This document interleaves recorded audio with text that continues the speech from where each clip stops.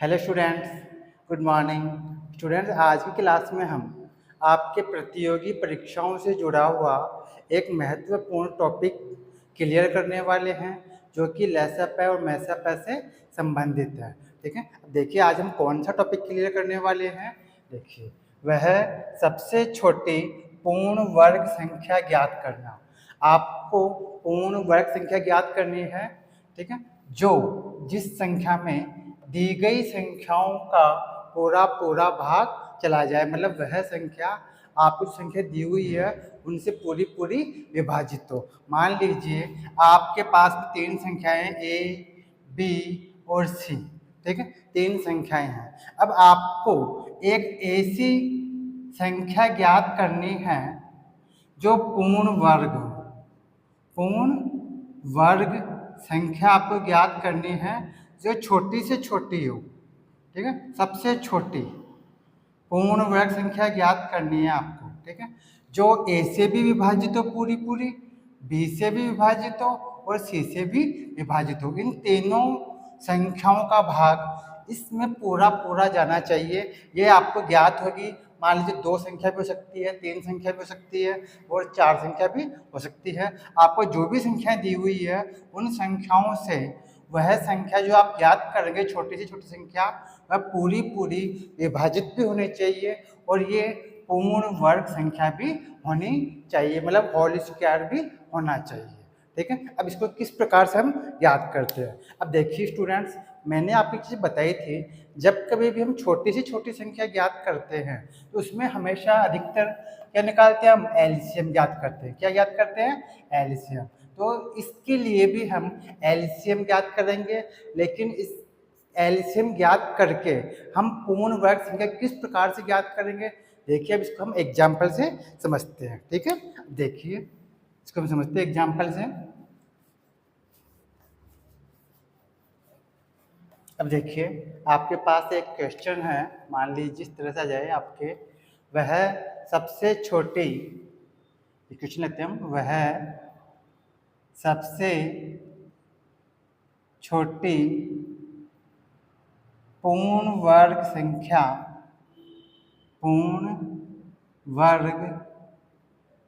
संख्या ज्ञात करें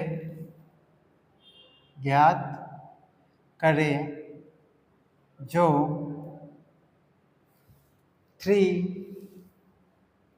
5, 6 और 8।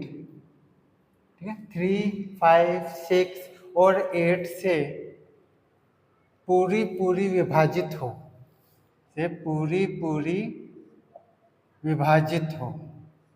ठीक है, मतलब आपको ऐसी संख्या ज्ञात करनी है जिसमें इन संख्याओं का भाग भी जाए और वो होल स्क्वायर के रूप में भी हो, मतलब पूर्ण वर्ग संख्या भी हो। ठीक है, तो विभाजित हो।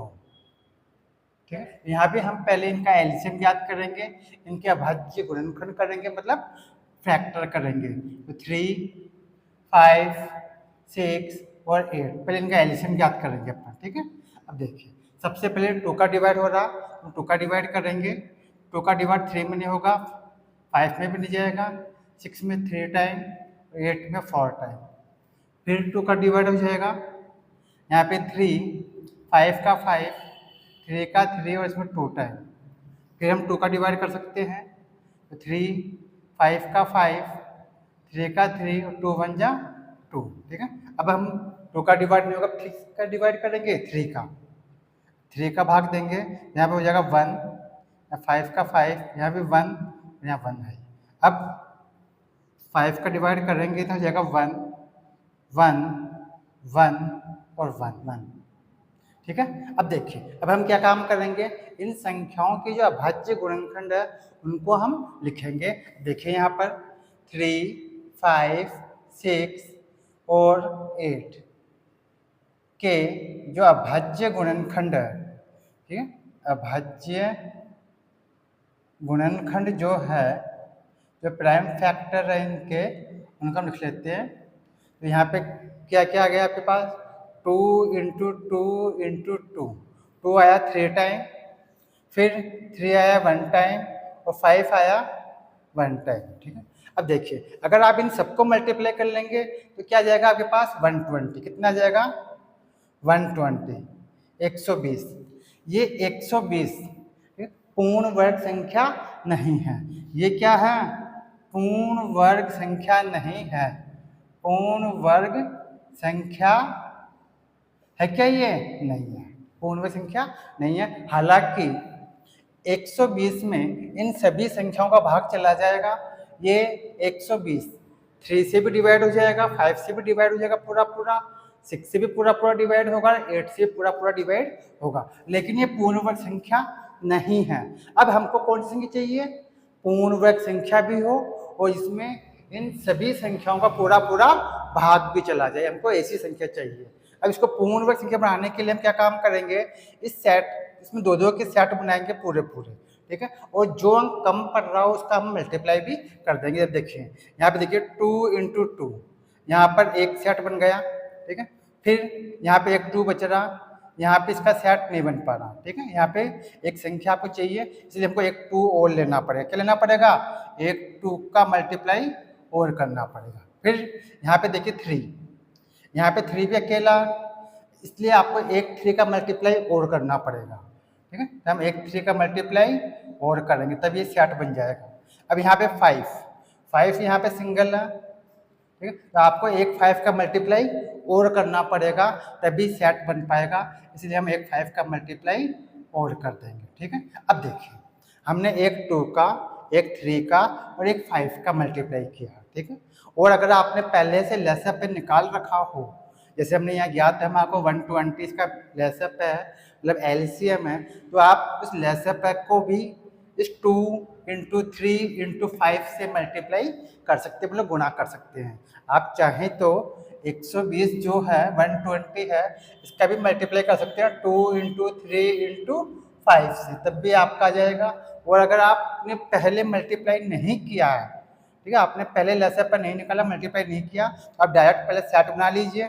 अब इन सेटों को आपस में मल्टीप्लाई कर लीजिए। 2 × 2 = 4 इंटू, फिर 2 × 2 = 4, फिर 3 × 3 = 9, ठीक है। फिर यहाँ 5 का मल्टीप्लाई 5 से करेंगे, ठीक है, कितना का 25। अब इसको मल्टीप्लाई करेंगे तो हो जाएगा 100, और 100 से किया तो 400, और इसका हो जाएगा 9 × 4 = 3600, मतलब 3100, ये आपके आंसर हो गया। अब देखिए ये पूर्ण वर्ग संख्या है।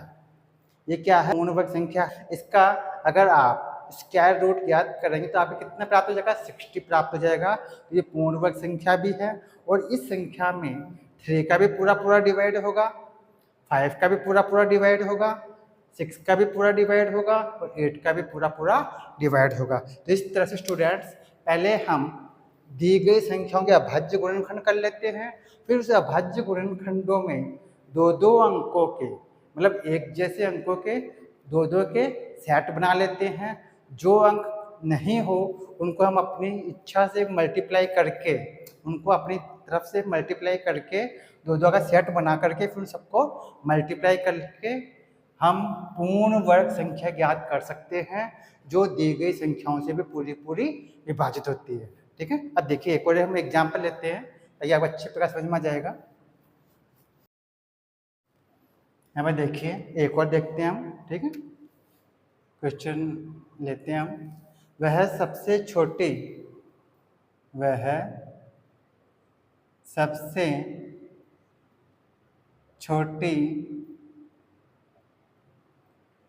पूर्ण वर्ग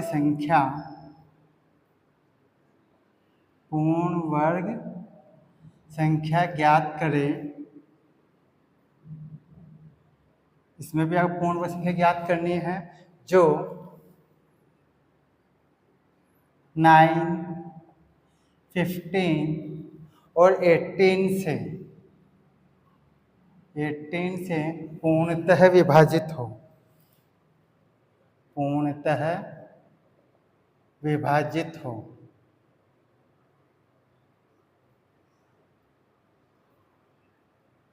ठीक है। देखिए यहाँ भी आपको कुछ संख्या दी हुई है और इन संख्याओं से विभाजित होने वाली आपको सबसे छोटी पूर्ण वर्ग संख्या ज्ञात करनी है। अब इसके अंदर भी क्या करेंगे, पहले इसके प्राइम फैक्टर करेंगे 9 के, 15 के और 18 के। इसका मतलब यह लैसअप है, ज्ञात करेंगे।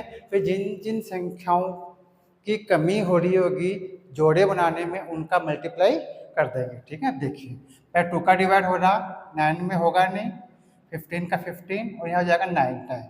ठीक है, अब 3 का डिवाइड करेंगे तो 3 3 जा 9 और यहाँ पे 5 टाइम और यहाँ पे भी 3 टाइम। फिर हम 3 लेंगे, यहाँ हो जाएगा 1, 5 का 5 और 3 बन जा 3। फिर 5 लेंगे, जगह 1 1 और 1। ठीक है, तब लिखेंगे यहाँ पर 9, 15 और 18। ठीक है, और 18 के अभाज्य गुणनखंड मतलब प्राइम फैक्टर। ठीक है, ये हमने पहले कर ही लिए। अगर इनको आप मल्टीप्लाई कर देंगे तो क्या जाएगा, लैसअप आ जाएगा, मतलब एलसीएम आ जाएगा।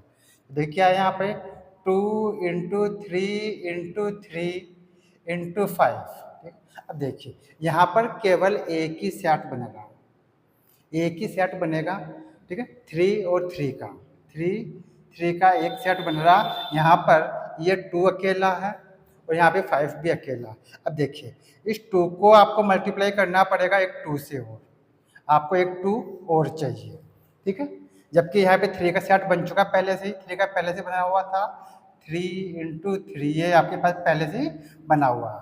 ठीक, अब यहाँ पे 5 है तो 5 को भी जोड़े बनाने के लिए आपको एक 5 और लेना पड़ेगा यहाँ पर, तो ये हमने एक 5 और ले लिया। ठीक है, अब ये सेट बन गया। ठीक है भाई, पूरे सेट बन गए।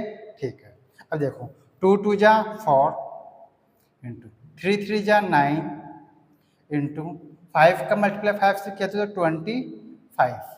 अब इनको मल्टीप्लाई करेंगे तो 25 का मल्टीप्लाई किया 4 से तो 100, और 100 का मल्टीप्लाई करेंगे 9 से, कितना हो जाएगा 900, 900। ठीक है, अब देखिए ये जो 900 आया है ये पूर्ण वर्ग संख्या है। इसका पूरा पूरा वर्गमूल आप ज्ञात कर सकते हैं। ये 30 का वर्ग होता है, मतलब 30 का वर्ग करने पर आपको 900 प्राप्त होता है। तो ये पूर्ण वर्ग संख्या है, और ये संख्या 9 से भी पूरी पूरी डिवाइड होगी, मतलब 9 का इसमें पूरा पूरा भाग जाएगा, 15 का भी इसमें पूरा पूरा डिवाइड होगा, और 18 का भी इसमें पूरा पूरा डिवाइड होगा। अतः हम कह सकते हैं कि 9, 15 और 18 से विभाजित होने वाली सबसे छोटी जो पूर्ण वर्ग संख्या होगी वो होगी 900। स्टूडेंट्स, मैं समझता हूँ आज का टॉपिक आपको अच्छी प्रकार समझ में आ गया होगा। ठीक है, तो नेक्स्ट क्लास में हम फिर मिलेंगे इसी प्रकार के नए टॉपिक के साथ, जो कि आपके कॉम्पिटिशन एग्जाम में आते रहते हैं। नमस्कार।